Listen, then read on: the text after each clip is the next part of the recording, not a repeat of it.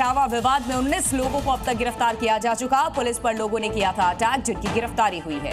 कथावाचक विवाद में चोटी कांड में यह बड़ी कार्रवाई हुई है। दादरपुरा गांव में उत्पात मचाया गया था।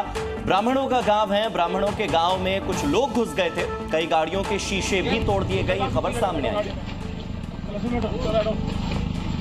दादरपुरा गांव में उत्पात मचाया था, जिसके बाद इन लोगों की गिरफ्तारी हुई है। और ब्राह्मणों का गांव है ये, जिसमें घुस गए थे कुछ लोग, जिसके बाद कई गाड़ियों के शीशे भी तोड़े गए।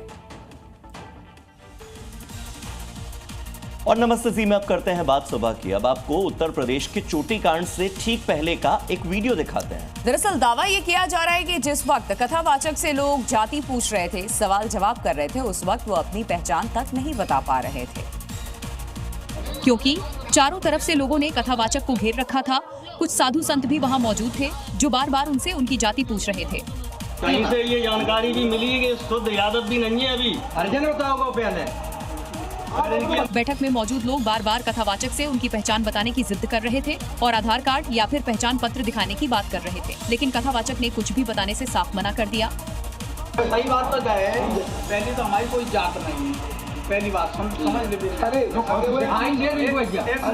महात्मा स्वरूप महात्मा स्वरूप पहली बात तो जात नहीं हम। कथावाचक ने अपनी सफाई में हर तरह की दलील दी, लेकिन गांव वाले मानने को तैयार नहीं थे। बार बार ब्राह्मण और महात्मा होने का ढोंग करने का आरोप लगा रहे थे और फिर बात धीरे धीरे बिगड़ने लगी। लोग उठ खड़े हुए और माहौल बिगड़ने लगा। तो इटावा के कथावाचकों पर एफआईआर दर्ज हुई है। धार्मिक भावना आहत करने का इन पर आरोप लगा। फर्जी आधार कार्ड रखने का भी आरोप है। कथावाचकों ने पिटाई का आरोप लगाया था, जिसके बाद इस मामले में जांच पड़ताल हुई। दूसरे पक्ष ने भी एफआईआर दर्ज करवाई है। दरअसल इस वीडियो को लेकर आपको पूरा विवाद क्लियर कर देते हैं। ये कथावाचक हैं जिनके आधार कार्ड पर नाम कुछ और है और ये अपनी पहचान कुछ और बता रहे थे। मुकुटमणि अग्निहोत्री, जो वाकई में मुकुटमणि यादव हैं। यादव समुदाय से होने के बावजूद ब्राह्मणों के गांव में कथावाचन के लिए वो पहुंचे, जिसको लेकर पूरा विवाद हुआ। इसके बाद जबरन उनका मुंडन करवाया गया। धार्मिक भावनाएं आहत करने के आरोप इन दोनों कथावाचकों पर लगे। फर्जी आधार कार्ड रखने का भी आरोप इन दोनों पर लगा है।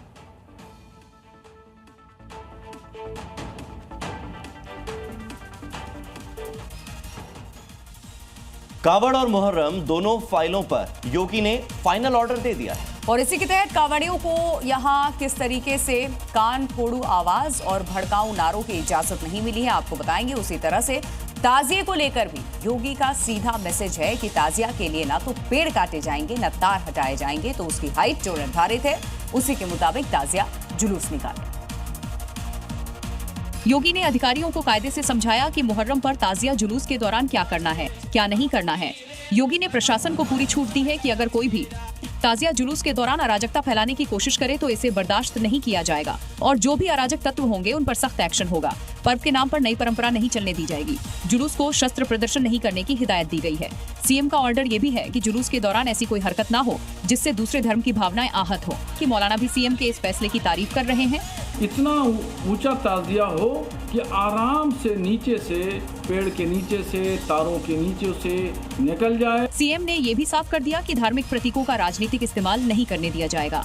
झूठी खबरों और अफवाह फैलाने वालों से भी सख्ती से निपटने का निर्देश है। नोएडा से बड़ी खबर। नोएडा के ओल्ड एज होम पर रेड पड़ी है और 39 बुजुर्गों का रेस्क्यू किया गया ओल्ड एज होम से। बताया जा रहा है कि इस ओल्ड एज होम में कपड़ों से इन बुजुर्गों को बांध कर रखा जाता था। बुजुर्गों को कमरों में बंद करके रखा जाता था और देखभाल के लिए वहां पर कोई स्टाफ तक मौजूद नहीं था। 2.5 लाख का डोनेशन लिया करते थे, लेकिन बदले में उन बुजुर्गों की हालत इतनी ज्यादा दयनीय कि तस्वीरें देखकर किसी का भी दिल पसीज जाए।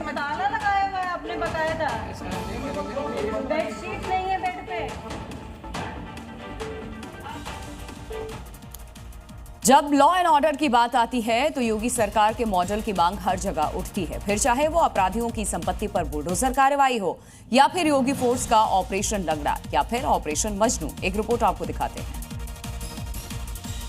तभी तो महिला सुरक्षा के मामले में यूपी की योगी सरकार देश में नंबर 1 मानी जाती है, जहां बेटियों की ओर आंख उठाकर देखने भर से योगी फोर्स ऐसा सबक सिखाती है जिसे अपराधी ताउम्र याद रखते हैं।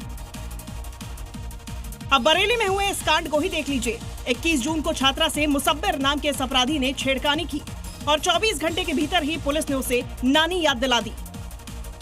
दूसरी ओर दिल्ली में भी हाल फिलहाल में महिलाओं से जुड़े कई अपराध सामने आए। इन मामलों में कार्रवाइयां हुई हैं।